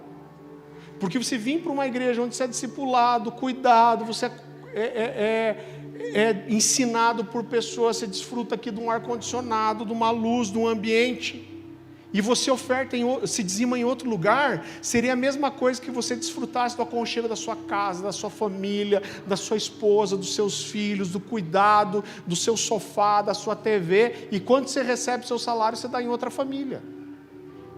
Você não é governo sobre o seu dízimo. O governo do seu dízimo é do presbitério. Agora, as ofertas, elas são voluntárias. Quem governa a sua oferta? Aí é você. Você governa a sua oferta. Por isso, querido, que a gente entende que você não oferta só na igreja. Agora, se oferta na igreja, oferta, irmão. Irmão, se fosse para a gente viver só do dízimo, não pagaria as contas. E outra coisa, a gente tem alguns projetos, às vezes, como, até deixa eu dar uma satisfação para você, essa semana acabou a obra ali, eu não sei quantos de vocês viram isso, mas quando chovia, fazia uma cascata ali, ó. A gente até chegou a pensar na opção de abrir um buraco ali e fazer um lago de carpa, né? Porque era muita água que caía, dava até para batizar ali. Mas era muita água que vinha. Acabou a obra. E pelo que parece, não vai chover mais nada ali. Aleluia. Depois de 3 anos, a gente já tinha feito várias coisas paliativas. E agora parece... O próximo passo agora é a gente ter recursos para trocar o piso lá. Aqui à frente também, que estava chovendo muito. O irmão vinha desprevenido de guarda-chuva no estacionamento. Quando chegava debaixo da cobertura, ele fechava o guarda-chuva e chovia mais na cobertura do que fora. Foi arrumado também, só falta essa ponta aqui que a gente não fez ainda. Então a gente precisa das suas ofertas. Inclusive a gente tem falado, a gente precisa fazer algumas obras na igreja e não tem recurso. A gente precisa. Agora você não oferta só na igreja, irmão. A gente oferta um na vida dos outros. A gente abençoa a vida de outras pessoas. A gente abençoa pessoas que não são aqui da Cornerstone. A gente sempre está fazendo alguma coisa para alguém. Com pouco tempo de igreja, a gente já pagou parto de filho de missionário, a gente já ajudou pastores em necessidade, a gente já deu oferta para pastor que estava em burnout tirar uns dias de férias. A gente já ajudou a igreja que foi destelhada, a gente já ajudou a igreja que foi roubada. Pastor, igrejas Cornerstone, igreja que a gente dá cobertura? Não, irmão. Igrejas que estavam precisando. Então a gente abençoa a vida de outros. Aqui a igreja se mobiliza, um abençoa a vida do outro, isso é precioso. É claro que a gente vai ajudar, porque a gente nunca quer cair num assistencialismo. A gente quer abençoar pessoas que têm necessidade. Agora, irmão, às vezes a pessoa entra muito fácil no negócio de... Então a gente abençoa quem precisa, mas também quem merece.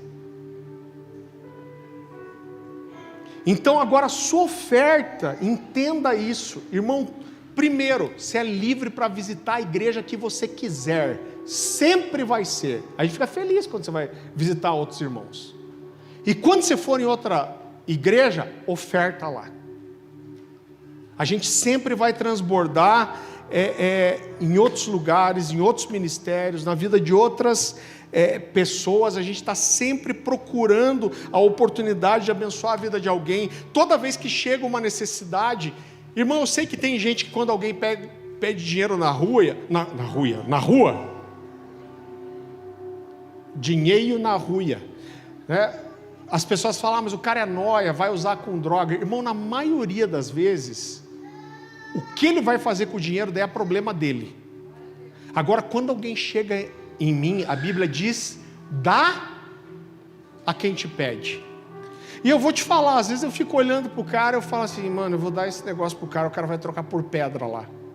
Agora, esses dias eu tive uma experiência que foi tão forte para mim, a gente estava indo para Balneário, pregar lá em Itajaí, e a gente parou naquela parada, a van ali, que é bem grande. Eu desci com a família e um cara veio para mim, já um senhor assim, eu estou com fome, você não pagaria um lanche para mim? Irmão, era lá embaixo que tinha um posto. Eu falei, eu não vou dar dinheiro para ele, que ele pode usar da forma errada. Eu vou comprar um lanche. Mano, fui caminhando até lá. Aí eu vi que tinha um outro cara com ele. Aí eu comprei salgado, doce, refri. Comprei como se fosse para mim. Tipo assim, isso é generosidade. Se eu tivesse com fome agora, o que eu queria comer com gosto? Ah, isso aqui? Então é isso. Ele pediu só um salgado. Eu comprei salgado, comprei doce, comprei refrigerante. E fui subir o caminho de volta. Irmão, quando eu dei para esse cara, ele chorou. Um cara de uns 50 e poucos anos. Chorou, irmão. Ele só chorava e soluçava. Então assim, Deus vai sempre encontrar em mim alguém que Ele pode dar. Porque eu não vou ser um poço que tudo que entra para. Eu vou ser uma fonte que tudo que entra transborda na vida de alguém. Eu e a Dani tem uma coisa, toda vez que a gente recebe uma oferta diferenciada, se tem a coisa, é normal, eu vou numa igreja pregar, eu sei o que mais ou menos as pessoas ofertam. Toda vez que vem uma coisa diferente, a gente fala assim, isso não pode parar em nós, a gente precisa transbordar na vida de alguém. Eu fico incomodado, irmão, eu fico com temor, eu fico assim, eu tenho temor, eu não posso uma coisa dessa me tocar, e eu tenho um coração tão duro, tão que não reconhece que veio de Deus, a ponto de eu não fazer nada por ninguém. Vá comigo para Atos capítulo 10.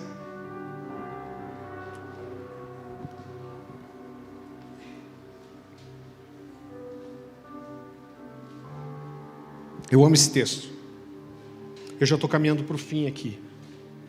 Atos capítulo 10, versículo 1. Irmão, olha, a gente lê, eu li a vida inteira esse texto, mas hoje esse texto para mim é um dos textos assim mais sobrenaturais das Escrituras. Morava em Cesareia um oficial do exército romano chamado Cornélio, capitão do regimento italiano. Era um homem devoto e temente a Deus, como era também toda a sua família. Dava aos pobres esmolas generosas e sempre orava ao Senhor. Certa tarde, por volta das 3 horas, teve uma visão na qual viu um anjo de Deus vir em sua direção e dizer: Cornélio. Temeroso, Cornélio olhou fixamente para o anjo e perguntou: o que é, Senhor? E o anjo respondeu: as suas orações e as suas esmolas subiram até Deus, e Ele as guarda na memória. Irmão, esse cara não pregou para meio mundo, esse cara não evangelizou, não fez milagre, esse cara dava esmolas generosas e orava, e Deus recebe isso tanto que Ele manda um anjo encontrar esse cara, chamar ele pelo nome, e Deus fala assim: as suas esmolas subiram até mim. Deus está dizendo, quando você dá ao pobre, eu recebo, isso chega no céu, e me arrepia falar isso, e olha o que Deus diz depois: e eu as trago na memória. Sabe o que Deus está dizendo? Quando você faz por alguém, eu não esqueço, eu trago na minha memória aquilo que você fez, eu trago o seu coração na memória, eu trago a sua generosidade na minha memória, eu não estou desatento.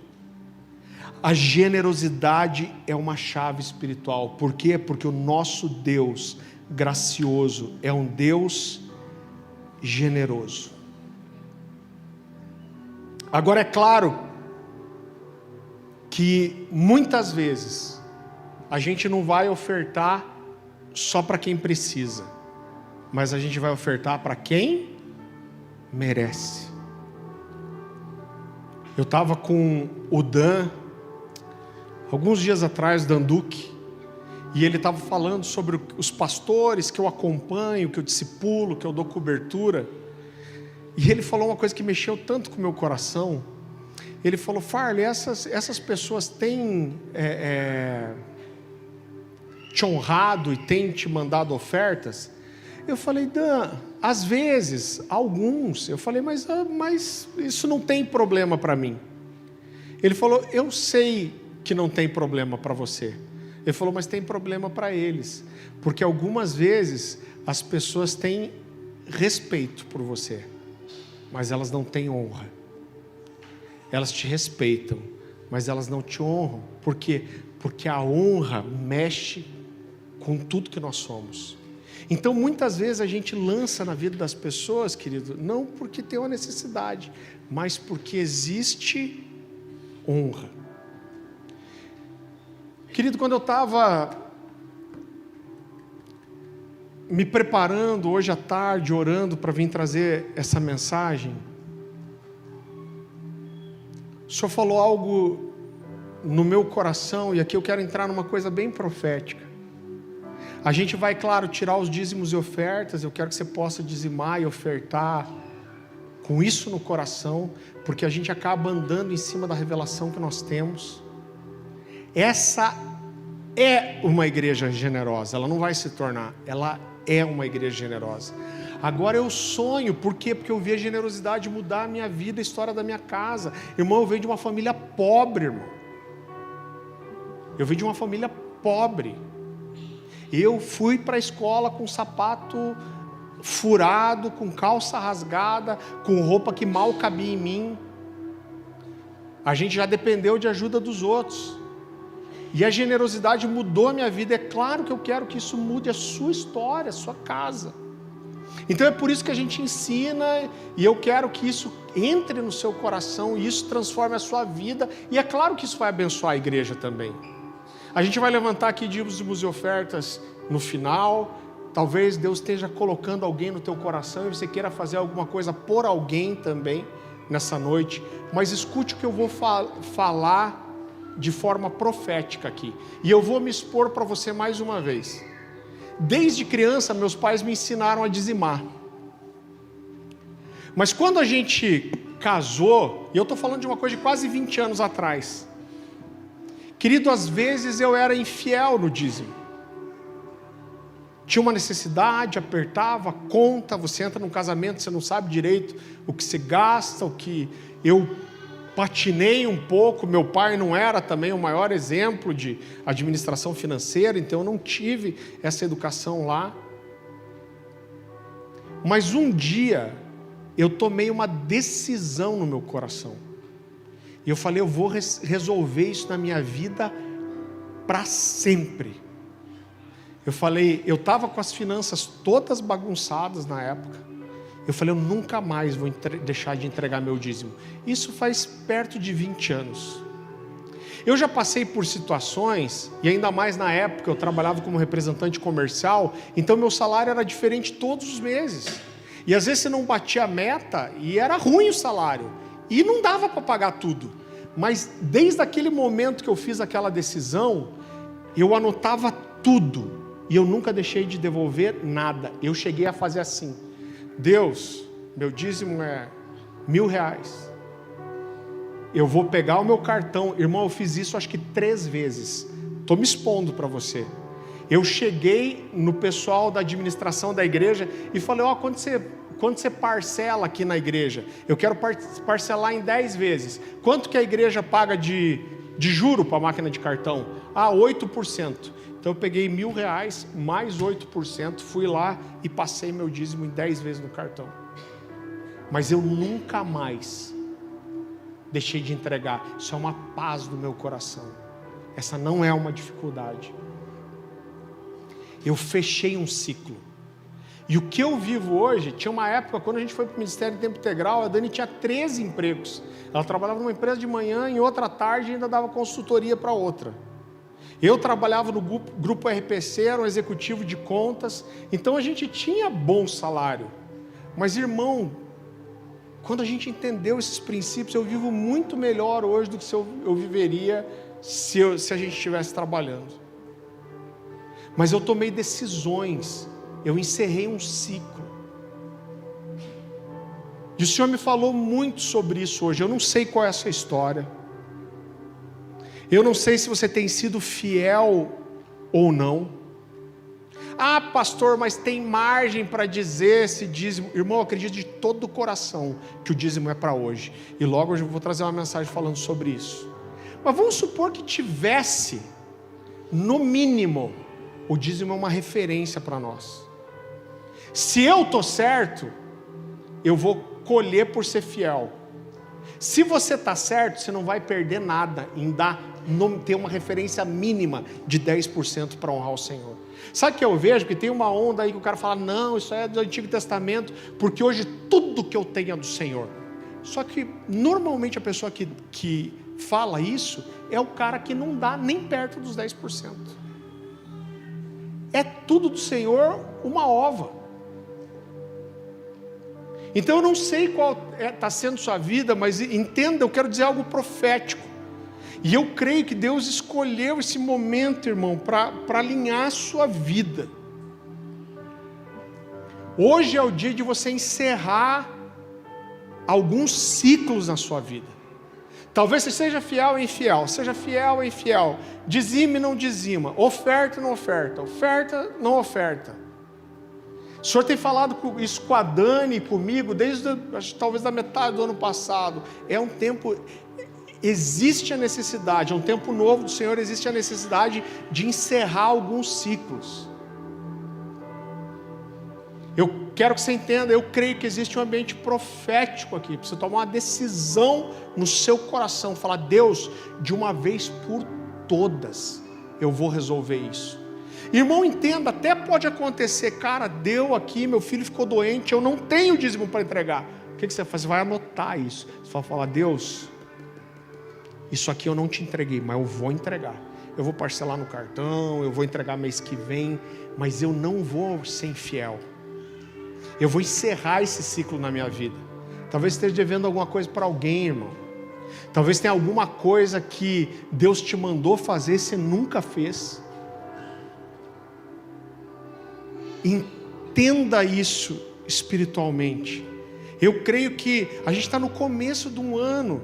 Eu creio que esse pode ser um dia diferente, um ano diferente para a sua casa, para a sua família. Encerre esse ciclo errado, irmão. Cancele isso, mude isso na sua vida. Eu vou chamar o Henrique aqui. Se você quiser levantar e ofertar, fazer alguma coisa para alguém, talvez seja a hora de você simbolicamente vir aqui para frente pedir perdão para Deus por aquilo que você deixou de fazer, pela sua infidelidade, pela sua avareza. Não se constranja, entenda o favor espiritual de Deus, porque, irmão, quando a gente toma uma decisão no nosso coração, ela é genuína, é verdadeira, você fala, Deus, eu tenho essa dificuldade, me ajuda. Você se expõe, fala, Deus, eu sou ruim, eu não consigo, eu sou avarento, me ajuda. É essa hora que Deus fala, eu vou te ajudar. Seu coração está na minha mão, eu vou te ajudar. Eu queria que você dizimasse e ofertasse com toda essa consciência no seu coração. Eu não vou fazer uma oração aqui encerrando o culto. O Henrique vai ministrar, a gente vai ter lá a máquina de cartão, lá embaixo também, você pode entregar em espécie, mas eu queria primeiro que você ofertasse com o coração de tudo que nós ensinamos aqui. Segundo lugar, irmão, você está devendo para Deus e tem coisa que você precisa consertar, você pode consertar hoje, conserta. E talvez você queira vir aqui para frente, se entregar, falar, Deus, eu preciso zerar a partir de agora, eu preciso começar de agora, eu preciso encerrar alguns ciclos, eu preciso pagar quem eu devo, Eu preciso abençoar quem eu deveria abençoar e não abençoei. Eu quero que você entenda o ambiente profético aqui. Talvez você não tenha R$1 para ofertar hoje, mas talvez você possa pegar, dar a mão para sua esposa e falar: vamos orar aqui. Esse ciclo ruim vai acabar na nossa vida. A gente vai mudar a nossa história. Nós vamos ser fiéis, nós vamos ser generosos. Que aquilo que você vai entregar para o Senhor hoje seja uma expressão de generosidade, não de avareza. Que aquilo que você vai entregar ao Senhor, como Paulo falou, seja a prova do seu amor e da sinceridade da sua devoção. Talvez você queira fazer uma oferta especial hoje, você queira falar com a sua esposa, com o seu marido, falta com algo no coração, Deus está queimando aqui, e eu quero lançar uma oferta especial. Ou talvez, como eu falei, você não tem R$1, você queira só falar: Deus, nos ajuda, muda a nossa situação financeira. Abaixe sua cabeça, feche seus olhos, eu quero orar por você, e aí você vai ter tempo de fazer a contribuição. Pode apagar essas luzes da frente aqui, por favor. Ah, Jesus, que a sua palavra nos transforme, Senhor.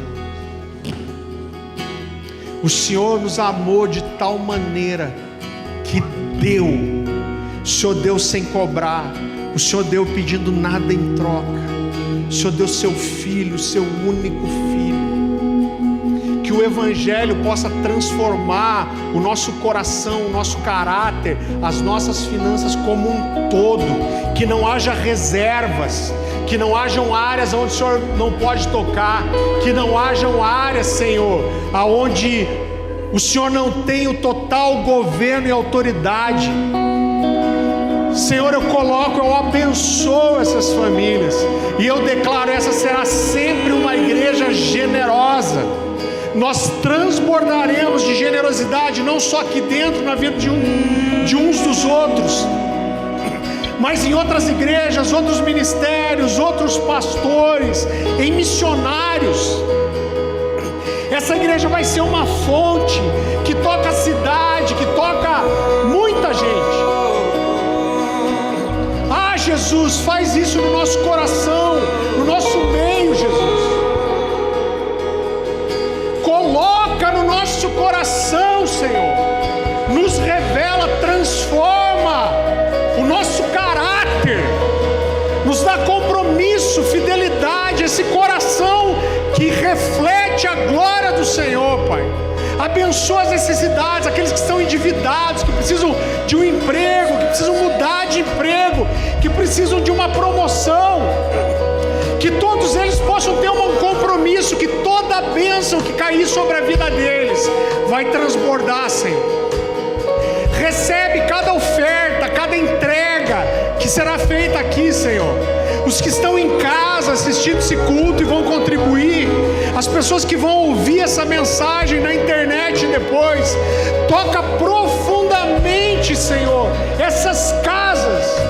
O desejo do meu coração, e eu sei que do teu também, é que todas as famílias que professam o teu nome sejam casas prósperas, abençoadas, Senhor, abundantes de recurso. Ah, Jesus, prospera essa casa, prospera cada família, prospera esse ministério, prospera a Cornerstone de Itajaí, a Cornerstone de Mogi. Nós clamamos, Senhor, nós temos esse compromisso que nunca vai parar em nós. Nós seremos abundantes, nós seremos ricos de generosidade, em nome de Jesus. Amém, querido? Você pode fazer sua contribuição.